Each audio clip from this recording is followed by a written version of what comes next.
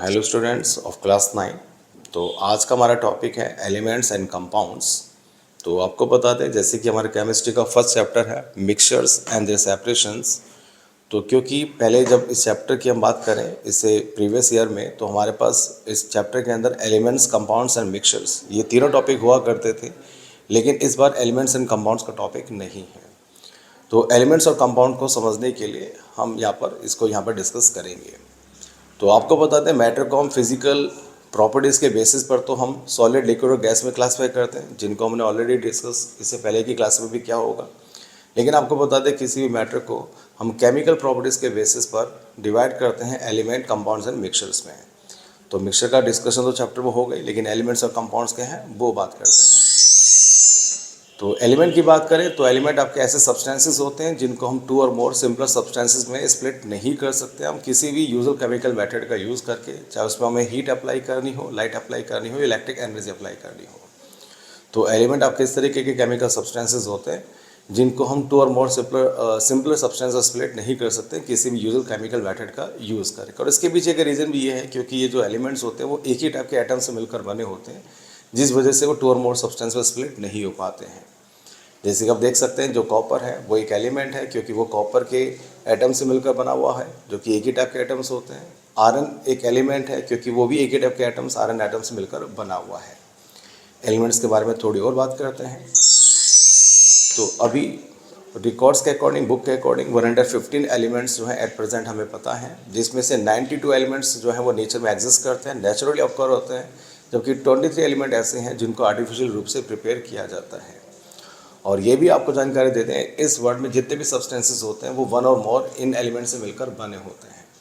तो कुछ common elements की बात करें तो hydrogen, helium, oxygen, nitrogen, carbon, sulphur, phosphorus, chlorine, bromine, iodine, sodium, potassium, magnesium, calcium, aluminium, copper, silver, gold, zinc, iron, silicon, tin and mercury. और ये भी आपको बता दें कि इनकी प्रॉपर्टीज़ के बेसिस पर हम एलिमेंट्स को 3 ग्रुप में डिवाइड कर सकते हैं, जो कि हैं metals, non metals and metalloids. ये क्या होते हैं वो हम अगली वीडियो में डिस्कस करेंगे। फिगर में भी आप देख सकते हैं, फर्स्ट उसमें सोडियम आपको दिखा रखा है, सेकंड में डायमंड दिखाया हुआ है जो कि एक एलिमेंट है, क्रोमियम ये एक और एलिमेंट, और मरकरी। बात करते हैं कंपाउंड्स के बारे में। कंपाउंड क्या होते हैं? कंपाउंड एक ऐसा सब्सटेंस होते हैं जो टू और मोर एलिमेंट से मिलकर बने होते हैं, जो कि केमिकली कंबाइंड होते हैं और जिसके अंदर उन एलिमेंट के मास का रेशो हमेशा फिक्स्ड रहता है। तो कंपाउंड ऐसे सब्सटेंस होते हैं जो टू और मोर एलिमेंट से मिलकर बने होते हैं, केमिकली कंबाइंड होते हैं और जिनमें उनके मास का रेशो हमेशा फिक्स्ड रहता है। जैसे कि हम वाटर की बात करें, वाटर एक कंपाउंड है जो कि 2 एलिमेंट्स हाइड्रोजन और ऑक्सीजन से मिलकर बना हुआ है, और ये देखने को मिलता है कि ये केमिकली कंबाइंड होते हैं जिनके मास का रेशो हमेशा 1:8 रहता है। ठीक है, तो कंपाउंड आपके इस तरीके के सब्सटेंसेस होते हैं जो टू और मोर एलिमेंट से मिलकर बने होते हैं, केमिकली कंबाइंड होते हैं और जिनका मास का रेशो कंपाउंड के अंदर हमेशा फिक्स्ड रहता है। तो आप देख सकते हैं फिगर में हमने कैल्शियम कार्बोनेट ये कंपाउंड यहाँ पे शो किया हुआ है जो कि मार्बल की फॉर्म में होता है, सोडियम हाइड्रोक्साइड जो पेलेट्स के फॉर्म में आपको दिखाया गया है, और ये कॉपर सल्फेट।